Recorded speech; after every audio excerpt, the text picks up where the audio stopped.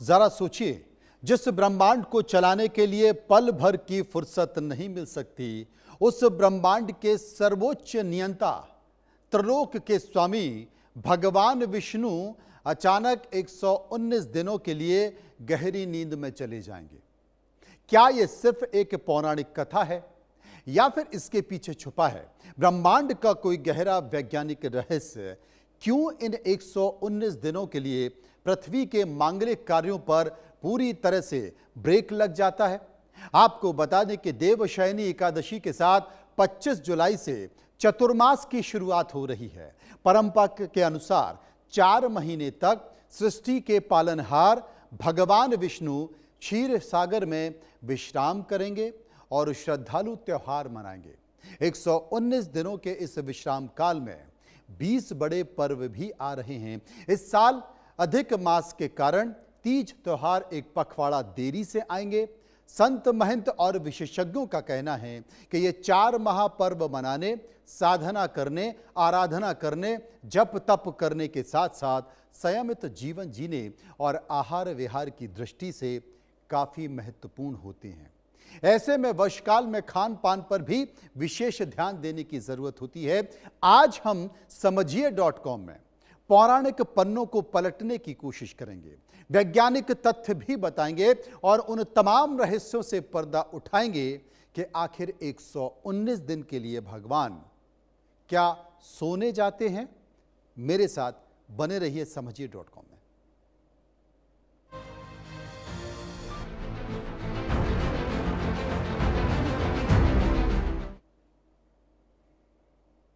जब सृष्टि के आरंभ में चारों तरफ केवल अंधकार और जल ही जल था, तब भगवान विष्णु क्षीर सागर में शेषनाग की शैया पर योग निद्रा में लीन थे।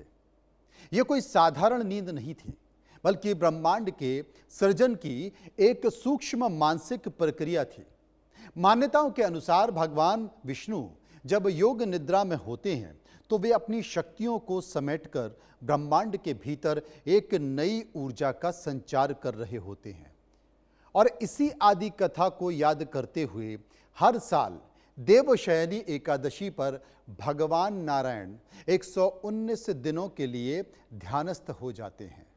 संतों का यह मानना है कि इस दौरान भगवान बाहरी दुनिया से पूरी तरह कटकर ब्रह्मांड की आंतरिक शुद्धि करते हैं। इस काल को चतुर्मास कहा जाता है, जिसमें संसार की बाहरी गति भले ही धीमी हो जाए, लेकिन आध्यात्मिक ऊर्जा अपने चरम पर होती है। ये विश्राम असल में सृष्टि के पुनर्निर्माण की एक मूक प्रक्रिया है, जिसमें पूरी प्रकृति खुद को पुनर्जीवित करती है। ये भी कहा जाता है कि एक समय देवता और ऋषियों ने भगवान विष्णु से प्रार्थना की कि वे सृष्टि के संचालन करते समय भी विश्राम करें। तब भगवान ने कहा कि वर्षा ऋतु के 4 महीनों में वे क्षीर सागर में शेषनाग की शैया पर योग निद्रा में रहेंगे।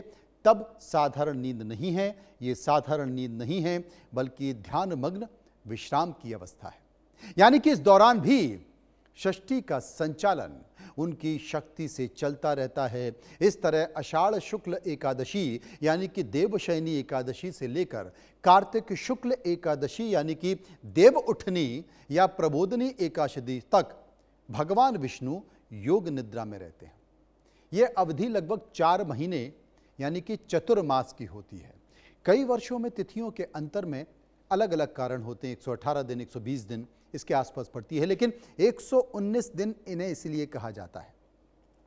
अब मैं यहां पर आपको रोकना चाहता हूं, यहां पर रोक कर मैं आपको कुछ बताना चाहता हूं। आपको याद होता है जब तमाम तरह के आप काम करते हैं और काम करते करते आप बहुत ज्यादा थक जाते हैं, तो आप नींद में चले जाते हैं, आप सोने चले जाते हैं। सोना क्यों जरूरी है? डॉक्टर क्यों कहते हैं कि 7 से 8 घंटे की नींद लेना बहुत जरूरी है? जानते हैं क्या होता है? वैज्ञानिक कारण है।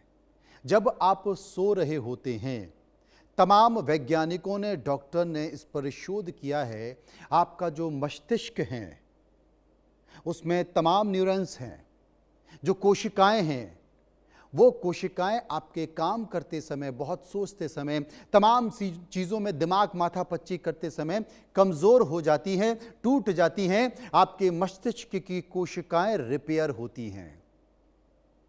ये यूं ही नहीं है। जिस भगवान विष्णु की बात कर रहा हूं, वो भी कह रहे हैं कि वो सोते समय सृष्टि का सृजन कर रहे होते हैं। और आप जब सोते हैं तो आपकी कमज़ोर होती दिमाग की कोशिकाएं, उनकी नसें, उनका सृजन कर रहे होते हैं, वो रिपेयर होती हैं। आप बात को समझिए। लेकिन हम यहाँ पौराणिक कथाओं की बात कर रहे होते हैं। इसको लेकर बहुत सारी कथाएं प्रचलित हैं कि भाई भगवान क्या वाकई 119 दिन सोने चले जाते हैं? क्षीर सागर में माता लक्ष्मी हमेशा आपने देखा होगा भगवान विष्णु के चरणों के पास बैठी रहती है, उनके चरणों को दबाती है। असल में हुआ क्या, एक दिन लक्ष्मी जी ने मुस्कुराते हुए नारायण से गंभीर आग्रह किया। उन्होंने कहा कि हे प्रभु, जब आप जागते हैं तो दिन रात षष्ठी की चिंता में डूबे रहते हैं। हमेशा आप ब्रह्मांड के बारे में, सृष्टि के बारे में सोचते रहते हैं। देवताओं को वरदान देने और असुरों का संहार करने में आपको पल भर का भी विश्राम नहीं मिलता है। और जब आप सो जाते हैं तो करोड़ों वर्षों तक आप सोते ही रह जाते हैं। इससे मेरे साथ साथ पूरी सृष्टि का संतुलन बिगड़ने लगता है।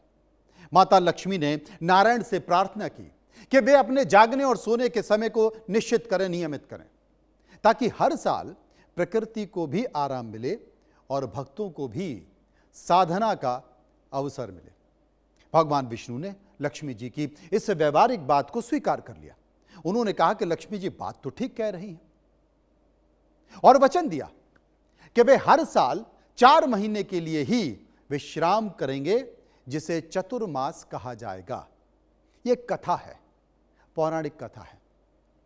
अब पौराणिक कथाओं में भगवान विष्णु के शयन की सबसे जो रोचक कथा है वो क्या